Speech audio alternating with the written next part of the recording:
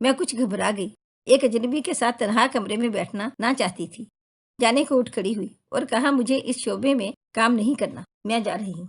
ارے سنو تو، تم خواہ مخواہ گھبرا رہی ہو، تھوڑا سا رکو، نصرت سے تو بات کرتی جاؤ، میں چائے منگواتا ہوں، تب تک چائے پی لیتے ہیں۔ یہ کہہ کر وہ جلدی سے دروازے کی طرف لپکا۔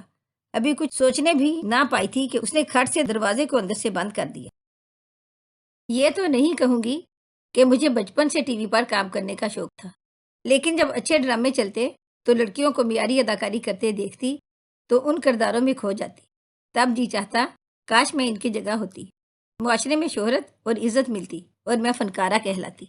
یہ لڑکپن کا دور تھا، سوچیں ایسی ہی ہوتی ہیں۔ لڑکیاں گلیمر پسند کرتی ہیں، طرح طرح کے خواب دیکھتی ہیں، شوبز کی دنیا بھی ان کو اپنی جانب متوجہ کرتی ہے۔ اس فیلڈ میں بلا شبہ بڑی کشش ہے۔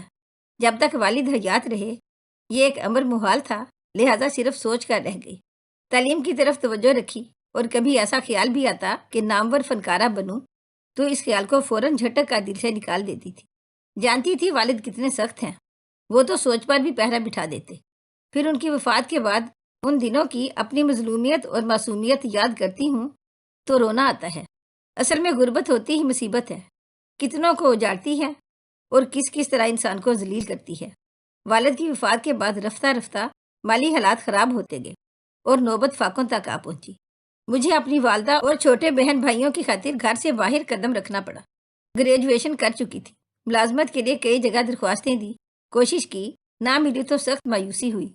ایک روز ایک بڑے سے شاپنگ مال میں جا گھسی اور ریڈی میڈ ملبوسات کی دکان پر چلی گئی۔ یوں ہی غم غلط کرنے کو ہینگر میں لٹکے ہوئے لباس الٹ پلٹ کر دیکھنے لگی۔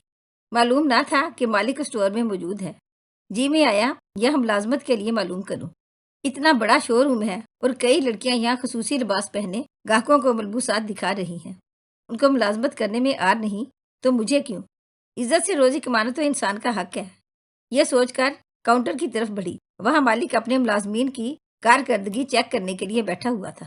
میں نے اسے مخاطب کیا، اگر آپ کو یہاں سیل گرل کی ضرورت ہو تو مجھے ملازمت چاہیے۔ اس نے بغور میری طرف دیکھا اور کہا، آپ کی تعلیم کیا ہے؟ میں نے کہا BA ہوں۔ اس نے پوچھا، ملازمت کیوں کرنا چاہتی ہیں؟ میں نے کہا اپنے بہن بھائیوں اور والدہ کی کفالت کے لیے۔ اس نے پوچھا آپ کے والد کیا کام کرتے ہیں؟ میں نے بتایا ان کی وفات کو 2 سال ہو گئے ہیں۔ وہ بولا اچھا ٹھیک ہے، آپ کو عارضی طور پر کچھ عرصہ کام کرنا ہوگا، اگر آپ اچھی ورکر ثابت ہوئیں تو مستقل رکھ لیں گے۔ تنخواہ کیا ڈیمانڈ کرتی ہیں جو آپ دوسروں کو دیتے ہیں؟ وہ بولا مختلف لوگوں کی مختلف تنخواہ ہے یہاں، اچھی کارکردگی پر اچھی سیلری ماں بونس، جو سینئر بیان کو جونیئر سے زیادہ ملتی ہے۔ آپ کارکردگی جانچنے کے بعد میری تنخواہ مقرر کر دیجیے گا۔ اس نے میرے جوابات کو پسند کیا اور اسی وقت اپنے مینیجر سے کہا کہ ان سے درخواست لے لیں، کل لیٹر دے دینا۔ دوسرے روز صبح 9 بجے میں پہنچی تو میری تقرری کا لیٹر تیار تھا۔ تنخواہ صرف 1000 تھی، جو میرے لیے بہت تھی، کیونکہ ان دنوں 1000 ہمارے لیے 10,000 سے بھی بڑھ کر رقم ہوتی تھی۔ اسی روز سے میں نے وہاں کام کرنا شروع کر دیا۔ ہماری ڈیوٹی 8 گھنٹے کی تھی، کبھی کبھی 10 گھنٹے بھی کام کرنا پڑتا تھا۔ عید کے دنوں میں یہ ڈیوٹی 12 گھنٹوں پر چلی جاتی تھی۔ بہرحال میں اپنی مجبوریوں کے حصار میں گھری تھی، گھر میری ہی تنخواہ سے چلتا تھا۔ بہن بھائی والدہ سب اسکول میں آگے تھے۔ 1 سال بعد تھکنے لگی، کام زیادہ اور اجرت کم معلوم ہونے لگی۔ ایک روز کچھ افسردہ سی بیٹھی تھی تو میرے ایک سینئر سیلز مین نے کہا، شبانہ کیوں ایسی شکل بنا رکھی ہے؟ وجہ معلوم کر سکتا ہوں؟ طبیعت ٹھیک نہیں ہے، کاظم کو مختصر جواب دیا۔ اس نے پیچھا نہ چھوڑا، بولا کوئی بات ضرور ہے، مجھ سے مت چھپائیو۔ ایک اسٹور پر کام کرتے ہیں تو ایک کنبے کی طرح سے ہیں، کوئی مسئلہ ہے تو بتاؤ، میں تمہاری مدد کروں گا۔ کاظم یہ لوگ کیسے ہیں؟ اتنی محنت کرتے ہیں ہم لوگ، سارا دن کھڑے رہ کر گاہکوں کے ساتھ سر کھپاتے ہیں، یہ تنخواہ نہیں بڑھاتے، اس تنخواہ میں اب گزارا نہیں ہوتا۔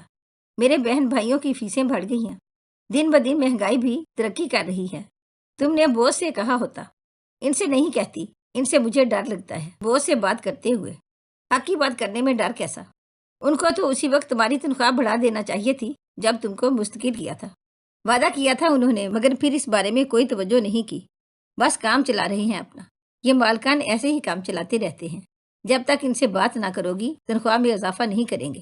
یہاں کوئی اصول و قواعد کی پرواہ نہیں کرتا، حق مانگنا پڑتا ہے۔ تم مدد کرو نا۔ اچھا میں مینیجر سے بات کروں گا۔ مینیجر صاحب میری بات سنتے ہیں؟ اور باس ان کی بات سنتا ہے۔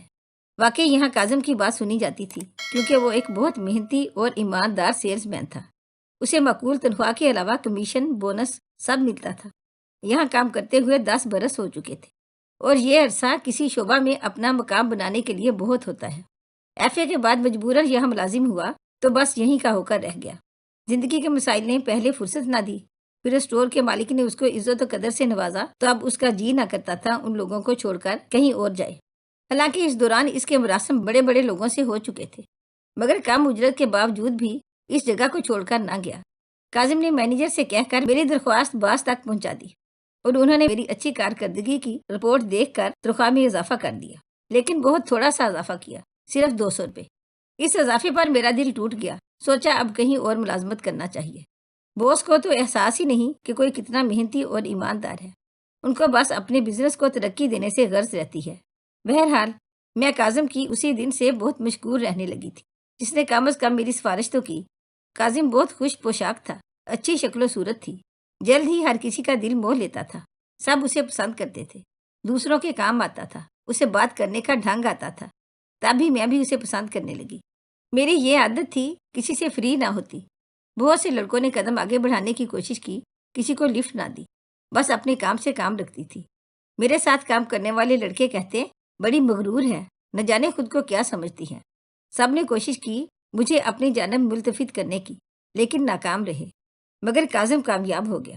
اب میں اسے بات کرنے لگی۔ جب اسٹور پر رش نہ ہوتا، ہم فارغ بیٹھے ہوتے، وہ میرے پاس آ کر بیٹھ جاتا، ہم باتیں کرنے لگتے۔ بالآخر میں نے اسے اپنے حقیقی حالات بتا دیے۔ رفتہ رفتہ ہمدردیاں محبت کے پاک جذبے میں تبدیل ہو گئیں۔ وہ کہتا فکر مت کرو، جلد والدین کو رشتے کے لیے تمہارے گھر بھیجوں گا، مگر ایک شرط ہے، تم یہاں کی ملازمت چھوڑ دو۔ میں کہتی کاظم ملازمت فی الحال میری مجبوری ہے، جب تک میرا بھائی تعلیم مکمل نہیں کر لیتا، وہ ملازمت کرے گا تو میں چھوڑ دوں گی۔ ٹھیک ہے ملازمت کرو، مگر یہاں نہیں، کسی اور جگہ۔ ملازمت ملے گی تب نہ، ایسے کیسے چھوڑ دوں، گھر کیسے چلے گا؟ ایک روز اس نے کہا کہ تم کو اس سے اچھی ملازمت دلوا دیتا ہوں، وہاں کام زیادہ نہیں، تنخواہ یہاں سے اچھی ملے گی۔ ٹھیک ہے دلوا دو۔ اگلے دن میں مذکورہ پتے پر جا پہنچی۔ حیرت ہوئی اس نے مجھے کہاں بھیجا تھا۔ یہ ایک اشتہار بنانے کی کمپنی تھی جس کا مالک کاظم کا دوست تھا۔ دفتر میں اسی کا دوست موجود تھا، مگر کاظم نہیں آیا تھا۔ تھوڑی دیر بعد وہ بھی آ گیا۔ کس نوعیت کا کام ہے میں نے پوچھا۔ اشتہار بنانا ہے، ایک مشہور برانڈ کی کمپنی کا۔ اس میں ایک 2 منٹ بولنا ہے، کریم کی تعریف میں 2-3 فقرے بولنے ہوں گے اور بس۔ معاوضہ کتنا ملے گا؟ جتنے تمہیں سال بھر کی تنخواہ ملتی ہے۔ کیا مجھے اشتہار میں کام کرنا ہے؟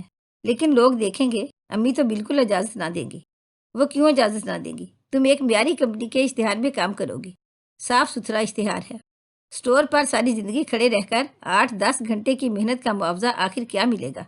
عمر عزیز ضائع ہو جاتی ہے ایسی سروس میں۔ یہاں جوں جوں مشہور ہوتی جاؤ گی، معاوضہ دگنا چگنا ہوتا جائے گا۔ کوئی کام برا نہیں ہوتا، انسان کو خود اچھا ہونا چاہیے۔ اپنا ایک فوٹو سیشن کروا لو۔ کچھ دیر سوچ کر میں نے کہا ٹھیک ہے، امی سے ذرا پوچھ لوں، بھائی بھی کہیں پریشان نہ ہو جائے، ان کے کانوں سے بات نکال دوں تو کل آ کر فوٹو سیشن کروا لوں گی۔ ٹھیک ہے۔ کاظم میرے ساتھ باہر آ گیا، بولا دراصل تمہارا چہرہ بہت فوٹو جنک ہے، ایسی ہی صورت کی لڑکیاں یہاں کامیاب ہوتی ہیں، خوش شکل مگر معصوم صورت۔ بس کل ذرا ٹھیک ٹھاک کپڑے پہن کر آنا اور ہلکا سا میک اپ بھی کر لینا تاکہ فوٹو اچھے آئیں۔ میرے من میں کاظم سے شادی کا خواب سجا ہوا تھا، اس کی ہر بات مانتی گئی۔ دوسرے روز دوبارہ وہاں چلی گئی۔ اس کے دوست نے ویلکم کہا، ایک چائے منگوائی، پھر فوٹوگرافر کے روم میں بھیج دیا۔ چند فوٹو اتر گئے اور میں واپس کاظم کے دوست کے دفتر میں آ گئی۔ تبھی وہاں ایک اور شخص آ گیا۔ اس نے بتایا کہ ٹی وی کے ڈرامے میں مرکزی کردار کے لیے ایک لڑکی کی تلاش ہے جو خوبصورت مگر معصوم صورت ہو۔ تب ہی اس کی نظر مجھ پر ٹک گئی۔ ارے بھائی واہ، مجھے تو اسی طرح کے چہرے کی تلاش تھی۔ کیا آپ میرے ڈرامے میں کام کریں گی؟ میں آپ کو مرکزی کردار دوں گا۔ اس کے اچانک آفر پر میں بوکھلا گئی، مگر میں نے تو کبھی اداکاری نہیں کی، مجھے اداکاری نہیں آتی۔ میں آپ کو سکھا دوں گا، اداکاری کوئی مشکل کام نہیں، ہم رہنمائی کرتے ہیں تو اناڑی بھی اداکاری کرنے لگ جاتے ہیں۔ میں نے بہت سے اناڑیوں کو مشہور اداکار بنا دیا ہے، اس بات کی آپ فکر نہ کریں، بس ہاں کہیے اور معاہدے پر دستخط ہو جائیں گے۔ میں نے کاظم کی طرف پریشان نظروں سے دیکھا۔ اس نے آنکھوں سے اشارہ کیا کہ ہاں کہہ دو۔ لگا جیسی آنکھوں آنکھوں میں کہہ رہا ہو، نادان لڑکی ایسا موقع مت گنوانا، ایسے مواقع بار بار نہیں ملتے۔ اچھا میں کاظم سے مشورہ کر لوں، آپ کو کل بتا دوں گی، اپنا فون نمبر دے دیں۔ آفس سے ہم باہر نکلے تو کاظم نے کہا، عجیب بیوقوف لڑکی ہو، آفر پر آفر ہو رہی ہے اور تم پاگل ہو کہ بھری تھالی کو ٹھوکر مار رہی ہو۔ بیوقوف لاکھوں میں کھیلو گی، شہرت الگ۔ تم فلموں میں تو کام کرنے نہیں جا رہی جہاں تم کو ڈانس کرنا پڑے۔ پہلے ڈرامے کا اسکرپٹ پڑھ لینا، اگر رول پسند آئے تو ہاں کر دینا، ورنہ منع کر دینا۔ ٹھیک ہے، میں نے مری ہوئی آواز میں جواب دیا۔ کاظم، ٹھیک ہے، مگر پھر تم نے اپنا وعدہ پورا کرنا ہے۔ کون سا وعدہ؟ اس نے پوچھا۔ مجھ سے شادی کا، اور کون سا؟ کروں گا وعدہ پورا۔ 3 دن میں نئی ملازمت کے چکر میں ڈیوٹی سے غیر حاضر رہی۔ کاظم نے کہا تھا کہ وہ مینیجر سے کہہ کر بات سنبھالے گا، لیکن ایسا نہ ہوا۔ چوتھے دن اسٹور پر پہنچی تو مجھے ملازمت سے فارغ ہونے کا پروانہ مل گیا۔ بہت پریشان تھی، ایک طرف کاظم کے چکر میں عجیب طرح کی پیشکش اور دوسری جانب نوکری چلی گئی۔ اب کیا ہوگا کاظم؟ کل تم جا کر معاہدہ سائن کر لینا، یہاں سے نوکری چھوڑو گی تو کسی اور جگہ کام کر سکو گی۔ ناچار کمپنی گئی۔ آج کاظم ساتھ نہیں تھا۔ اس کے دوست کے آفس میں ایک ہی شخص موجود تھا جس نے خود کو ڈائریکٹر بنایا تھا۔ اس کا نام شارق سمجھ لیں۔ مجھے دیکھتے ہی اٹھ کھڑا ہوا، بولا، چلو اچھا ہوا تم آ گئی، تمہارے لیے ہی نصرت صاحب سے بات کرنے آیا تھا۔ کمال ہے، نصرت ابھی تک نہیں آیا، اسی کا انتظار کر رہا ہوں۔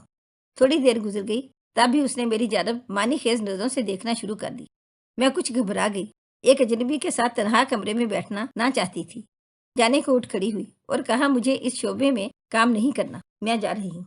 ارے سنو تو، تم خواہ خواہ گھبرا رہی ہو، تھوڑا سا رکو، نصرت سے تو بات کرتی جاؤ، میں چائے منگواتا ہوں، تب تک چائے پی لیتے ہیں۔ یہ کہہ کر وہ جلدی سے دروازے کی طرف لپکا۔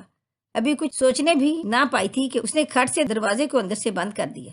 مجھے جانے دو، دروازہ کیوں بند کر دیا ہے؟ کوئی ایرا گہرا نہ آ جائے، یہاں ہر وقت طرح طرح کے لوگ آتے رہتے ہیں۔ میں تمہارے ساتھ سکون سے بات کرنا چاہتا ہوں، تمہیں سمجھانا چاہتا ہوں۔ میرا دل دھڑک رہا تھا، پسینے میں شرابور تھی، خوف زدہ کھڑی تھی۔ تب ہی در پر دستک ہوئی۔ نصرت نے کہا، دروازہ کھولو بھائی۔ جلدی سے شارق نے دروازہ کھول دیا۔ کیا ہو رہا ہے؟ دروازہ کیوں بند کیا؟ کچھ نہیں، بار بار لوگ آ رہے تھے، یہ گھبرا رہی تھی۔ سوچا کہ ڈرامے کے بارے ان کے ساتھ سکون سے گفتگو کر لوں۔ ان کو قائل کرنا چاہتا تھا کہ میرے ساتھ کام کرنا منظور کر لیں۔ ٹھیک ہے، اس بارے ان سے بات کر کے تم کو فون پر اطلاع کر دوں گا۔ اب تم جاؤ، مجھے ان سے اپنے اشتہار کے بارے بات کر لینے دو۔ شارق چلا گیا۔ نصرت نے کہا، بی بی تم تو کانپ رہی ہو، پسینے پسینے ہو رہی ہو، اتنی خوف زدہ کیوں ہو؟ ارے بھائی، ایسا کچھ نہیں جیسا تم سمجھ رہی ہو۔ شارق ٹھیک آدمی ہے، لیکن ایک بات غور سے سن لو، کاظم ٹھیک آدمی نہیں ہے۔ اسے تمہاری عزت کا کوئی پاس نہیں ہے۔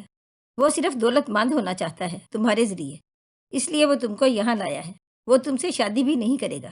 بہت سوچ سمجھ کر اس کے ساتھ چلنا۔ یہ سن کر میں رو پڑی۔ میرے تو خواب میں بھی نہ تھا کہ کوئی کاظم کے لیے ایسا کہے گا۔ اس نے کہا، میں اس کا دوست ہوں، دراصل بچپن میں ہم ایک محلے میں رہا کرتے تھے اور میں نے اس کے ساتھ میٹرک تک پڑھا تھا۔ وہ آگے تعلیم جاری نہ رکھ سکا، مگر مجھے اپنے دل کی ہر بات بتاتا ہے۔ تمہارے بارے میں وہ مخلص نہیں ہے، تم سے شادی کا بھی کوئی ارادہ نہیں ہے اس کا۔ ہاں، یہ ہو سکتا ہے کہ کسی دن وہ تمہاری غفلت سے فائدہ اٹھا کر تمہاری محبت کے پاک جذبے کو خاک میں ملا دے۔ یقین نہیں ہے میری بات کا تو تمہیں فون سنا دیتا ہوں اس کا، جو تمہارے بارے اس کی رائے ہے۔ اس نے کاظم کو فون کر کے اسپیکر کھول دیا۔ ہاں بھائی، تمہاری معشوقہ آ گئی ہے، کیا ارادہ ہے اب؟ ابھی نہیں آ سکتا، لنچ ٹائم میں تھوڑا سا آف ملا ہے، کل اسے بلاؤ۔ کل آؤں گا، اس پریور سے مل لیں۔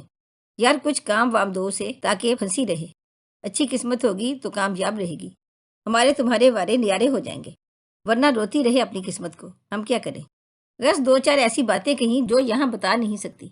آنسو میری آنکھوں سے بہنے لگے۔ نصرت نے فون بند کر کے بغور میرے چہرے کی طرف دیکھا۔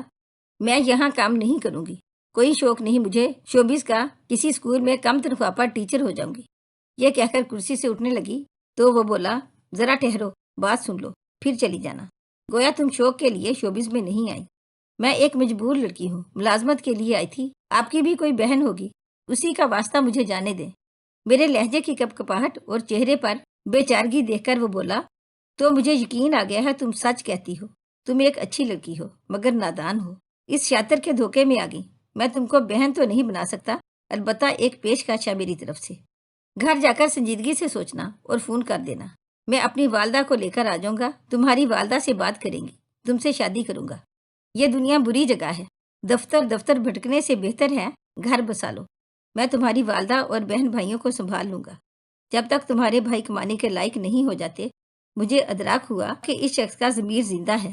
اس کی آنکھوں میں انسانیت کی چمک اور چہرے پر ضمیر کے زندہ ہونے کی گواہی دیکھی۔ جی کہہ کر آگے امی سے تذکرہ کیا۔ وہ بولی مجھے نمبر دو، میں بات کرتی ہوں اس سے۔ امی نے نصرت سے فون پر بات کی۔ اگلے دن وہ اپنی والدہ کو لے کر آ گیا۔ امی نے چند باتیں کی اور رشتے کی بات طے ہو گئی۔ مجھے نصرت نے فون کر کے مبارکباد کہی۔ بہت اچھا فیصلہ کیا ہے تم نے۔ کیسے کر لیا ایسا دنائی والا فیصلہ؟